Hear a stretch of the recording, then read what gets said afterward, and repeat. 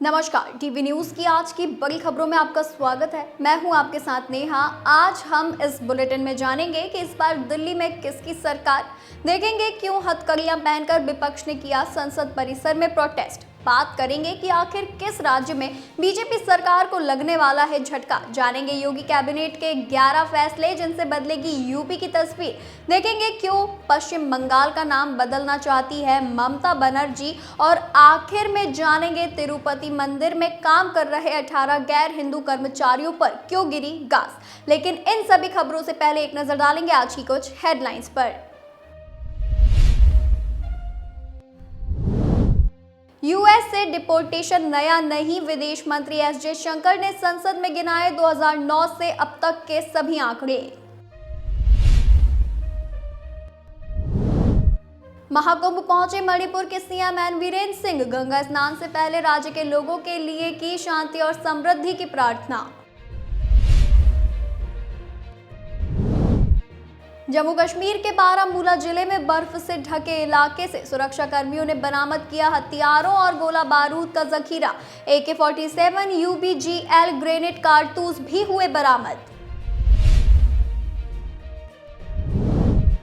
वक्फ की जमीन के सर्वे को लेकर कांग्रेस विधायक आरिफ मसूद ने ली आपत्ति। जेपीसी अध्यक्ष जगदम्बिका पाल और लोकसभा अध्यक्ष ओम बिरला को लिखा पत्र। गोरखपुर जेल में 17 साल तक बंद रहा पाकिस्तानी कैदी हुआ रिहा। 2008 में बहराइच पुलिस ने किया था गिरफ्तार, अब होगी वतन वापसी।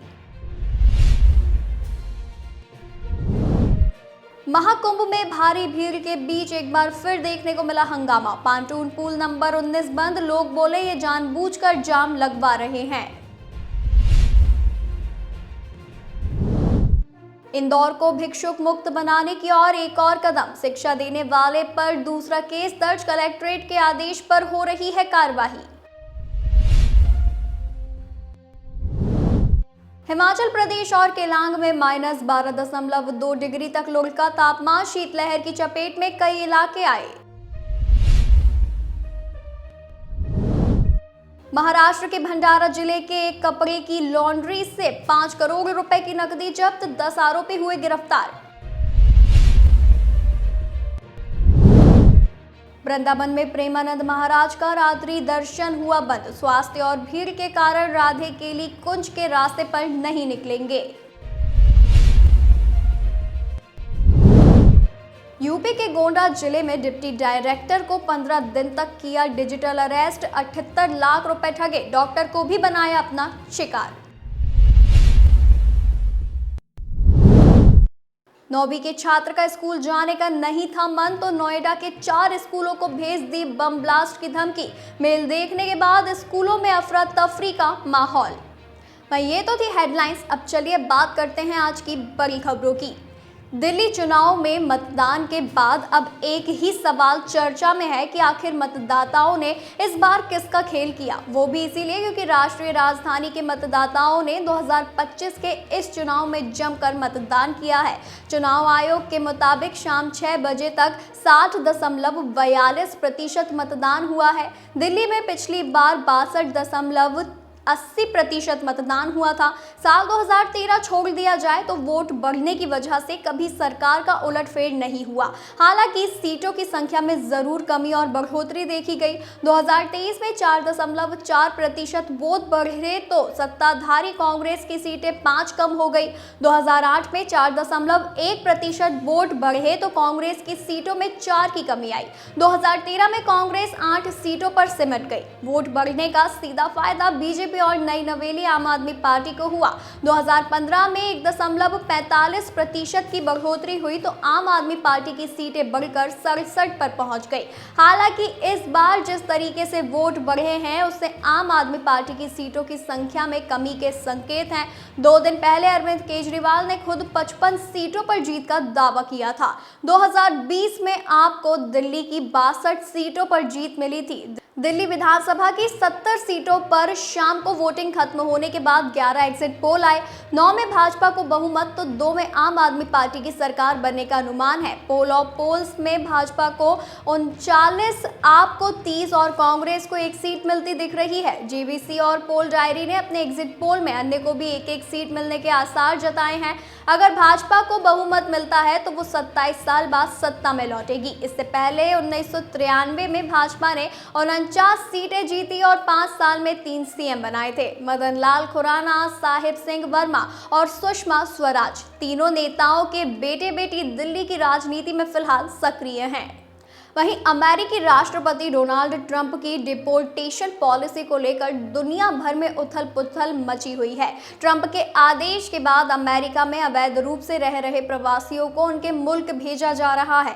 अमेरिका में रह रहे भारत के भी 104 प्रवासी भारतीयों को भेजा जा चुका है। अब इसे लेकर संसद में विपक्षी नेता हथकड़ियां पहनकर प्रदर्शन कर रहे हैं। कांग्रेस और समाजवादी पार्टी सहित विपक्ष के तमाम नेता संसद के मकर द्वार के सामने प्रोटेस्ट कर रहे हैं। इस दौरान विपक्षी सांसदों ने हथकड़ियां पहनी हुई है। कांग्रेस महासचिव केसी वेणुगोपाल, समाजवादी पार्टी सांसद धर्मेंद्र यादव, कांग्रेस सांसद गुरजीत सिंह और अन्य विपक्षी नेताओं को संसद में हथकड़ी पहनकर प्रदर्शन करते देखा जा सकता है। विपक्षी सांसदों का कहना है कि अमेरिका से डिपोर्ट कर लाए गए भारतीयों के साथ अमानवीय व्यवहार किया गया। समाजवादी पार्टी के अध्यक्ष अखिलेश यादव ने अमेरिका से डिपोर्ट होकर आए भारतीयों को लेकर कहा कि ये सपना दिखा रहे थे कि भारत विश्व गुरु बन गया है, पर इसका अब मौन साध कर बैठ गई है। अमेरिका ने बेड़ियां लगाकर भारतीयों को दास की तरह भेजा। विदेश मंत्रालय क्या कर रहा है? महिला सरकार बच्चों को भी नहीं बचा पाई। ये लोग भारत छोड़कर क्यों गए थे? सरकार बताए। इस मामले को लेकर विपक्ष लगातार हमलावर हो रहा है। ऐसे में विदेश मंत्री एस जयशंकर आज दोपहर 2 बजे संसद को संबोधित भी करेंगे। इस दौरान विदेश मंत्री भारतीयों की वापसी पर बयान दे रहे हैं। बता दें कि त्रिपुरा में बीजेपी सरकार फिलहाल संकट में है। सहयोगी त्रिपुरा मोर्चा पार्टी यानी टीएमपी ने गठबंधन तोड़ने की धमकी जो दी है। टीएमपी सुप्रीमो प्रद्योत किशोर माणिक्य देव वर्मा ने ऐलान कर दिया है कि यदि उनसे किए गए वादों को पूरा नहीं किया गया तो वो सत्ता छोड़ने को तैयार हैं। हालांकि उन्होंने कहा कि हम पीएम नरेंद्र मोदी और गृह मंत्री अमित शाह का सम्मान करते हैं। हमने 1 साल तक इंतजार किया है, लेकिन हमारे बच्चों और लोगों का भविष्य में है।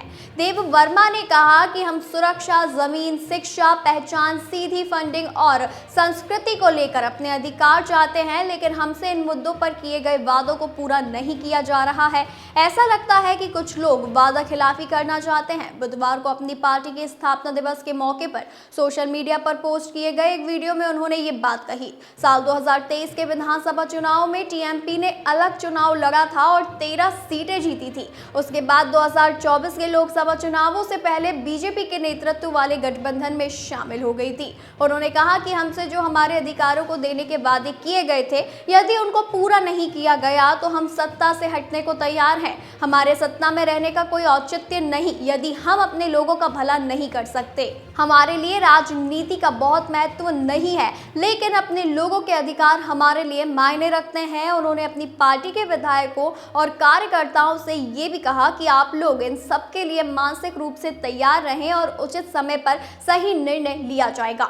उन्होंने आदिवासी काउंसिल एरियाज में गांव कमेटियों के लिए होने वाले चुनावों में देरी पर भी नाराजगी जाहिर की है। सीएम योगी आदित्यनाथ की अध्यक्षता में बुधवार की शाम हुई कैबिनेट की बैठक में 11 प्रस्तावों को मंजूरी मिली। 11 फैसलों में योगी सरकार आबकारी नीति में बदलाव कर चुकी है। उत्तर प्रदेश में शराब की दुकानों के लिए नवीनीकरण की व्यवस्था को समाप्त करते हुए नए आवंटन अब हर जिले में ई लॉटरी से किए जाएंगे। इसके साथ ही कंपोजिट शॉप की व्यवस्था भी शुरू की जा रही है। प्रदेश में पहली बार अंग्रेजी शराब, बियर व वाइन की बिक्री के लिए कंपोजिट शॉप यानी दुकानें खोलने का भी निर्णय किया गया है। गुरुवार को कैबिनेट के फैसले की जानकारी मंत्री सुरेश खन्ना ने दी। आबकारी मंत्री नितिन अग्रवाल ने आज नई आबकारी नीति के बारे में बताया कि फलों से बनी वाइन की हर जिले में एक दुकान होगी। मंडल मुख्यालय से इसकी फीस 50,000 होगी, बाकी जिलों में 30,000 फीस होगी। बैठक में बजट सत्र 18 फरवरी से बुलाने पर सहमति बनी है। 20 फरवरी को बजट पेश किया जाएगा। किंग जॉर्ज चिकित्सा विश्वविद्यालय में ट्रॉमा सेंटर के विस्तार के प्रस्ताव पर बुधवार को कैबिनेट ने मुहर लगा दी। यूपी विधानमंडल सत्र 18 फरवरी से शुरू होगा। बजट 20 फरवरी को दोनों सदनों में रखे जाने की तैयारी है। इस प्रस्ताव पर मंजूरी मिल गई है। इसके साथ ही शाहजहांपुर में नया विकास प्राधिकरण गठन संबंधी प्रस्ताव को भी मंजूरी दी गई है। कैबिनेट ने मथुरा में 30,000 लीटर क्षमता के नए दुग्ध प्लांट की स्थापना को मंजूरी प्रदान कर दी। इससे मथुरा में स्थानीय स्तर पर समय समय पर होने वाले दूध एवं दुग्ध उत्पादों की कमी दूर हो सकेगी। इस प्लांट की स्थापना में होने वाला धन सरकार देगी, लेकिन वह ऋण के रूप में होगा और PCDF को बाद में इसे चुकता करना होगा। तृणमूल कांग्रेस ने मंगलवार को पश्चिम बंगाल का नाम बदलकर बांग्ला करने की मांग करते हुए कहा कि ये नाम राज्य के इतिहास और संस्कृति को दिखाता है। आपको बता दें कि राज्यसभा में शून्यकाल के दौरान इस मुद्दे को उठाते हुए तृणमूल सदस्य ऋताव्रत बनर्जी ने कहा कि पश्चिम बंगाल विधानसभा ने जुलाई 2018 में सर्वसम्मति से राज्य का नाम बदलने का प्रस्ताव पारित किया था, लेकिन केंद्र ने अभी तक इसे मंजूरी नहीं दी है। उन्होंने कहा कि पश्चिम बंगाल की मुख्यमंत्री ममता बनर्जी ने प्रधानमंत्री नरेंद्र मोदी को पत्र लिखकर कहा कि नामकरण राज्य के इतिहास, संस्कृति और पहचान से मेल खाता है और यहाँ के लोगों की आकांक्षाओं को प्रतिबिंबित भी करता है। वर्ष 1947 में बंगाल को विभाजित किया गया। भारतीय हिस्से को पश्चिम बंगाल कहा गया और दूसरे हिस्से का नाम पूर्वी पाकिस्तान रखा गया। 1971 में पूर्वी पाकिस्तान ने स्वतंत्रता की घोषणा की और बांग्लादेश का एक नया राष्ट्र बना। बनर्जी ने कहा कि आज कोई पूर्वी पाकिस्तान नहीं है। उन्होंने कहा, हमारे राज्य का नाम बदलने की जरूरत है। पश्चिम बंगाल के लोगों के जनादेश के सम्मान किए जाने की जरूरत है। आखिरी बार साल 2011 में किसी राज्य का नाम बदला गया था, जब उड़ीसा का नाम बदलकर ओडिशा किया गया था। उन्होंने कहा कि पिछले कुछ वर्षों में कई शहरों के नाम परिवर्तित किए गए हैं। इनमें बॉम्बे शामिल है, जो 1995 में मुंबई में बदल दिया गया। 1996 में मद्रास को चेन्नई, 2011 में कलकत्ता को कोलकाता और 2014 में बेंगलोर से बेंगलुरु में बदल दिया गया। आम आदमी पार्टी के विक्रमजीत सिंह साहनी ने भी देश में बढ़ती बेरोजगारी पर चिंता जताते हुए सरकार से इस बारे में अल्पकालिक चर्चा की मांग की है। तिरुपति बालाजी मंदिर के शासी निकाय तिरुमाला तिरुपति देवस्थानम यानी TTD ने मंदिर के उत्सवों और अनुष्ठानों में शामिल होने के दौरान कथित तौर पर गैर हिंदू धार्मिक गतिविधियों में भाग लेने के लिए गैर 18 हिंदू कर्मचारियों के खिलाफ एक्शन लिया है। TTD के चेयरमैन BR नायडू के निर्देशों के बाद बोर्ड के मंदिर के आध्यात्मिक पवित्रता को बनाए रखने की अपनी प्रतिबद्धता का हवाला देते हुए उन्हें हटाने के आदेश जारी किए हैं। हाल ही में TTD बोर्ड बैठक में इसको लेकर प्रस्ताव पारित किया गया था। पारित प्रस्ताव के अनुसार इन कर्मचारियों को या तो सरकारी विभागों में ट्रांसफर होने या स्वैच्छिक सेवानिवृत्ति चुनने का विकल्प दिया गया है। बोर्ड ने इस बात पर जोर दिया कि गैर हिंदू व्यक्तियों को मंदिर प्रशासन या अनुष्ठानों में शामिल नहीं होना चाहिए। भविष्य में अगर इस तरह के मामले सामने आए तो कड़ी कार्रवाई की जाएगी। जानकारी के मुताबिक आंध्र प्रदेश में पिछली जगन मोहन रेड्डी के नेतृत्व वाली सरकार के कार्यकाल के दौरान गैर हिंदू कर्मचारियों की भर्ती भी की गई थी। अब इस समय प्रदेश में चंद्रबाबू नायडू की सरकार है। उनकी सरकार आने के बाद से ये मुद्दा पिछले कुछ समय से भर्तियां विवाद का विषय बना रहा है। बता दें, मंदिर प्रशासन ने अन्य धार्मिक पृष्ठभूमि के व्यक्तियों के पदों पर होने को लेकर चिंता जताई थी। वही ये तो थी आज की हमारी बड़ी खबरें। ऐसी ही खबरों को जानने के लिए बने रहिए DV न्यूज के साथ।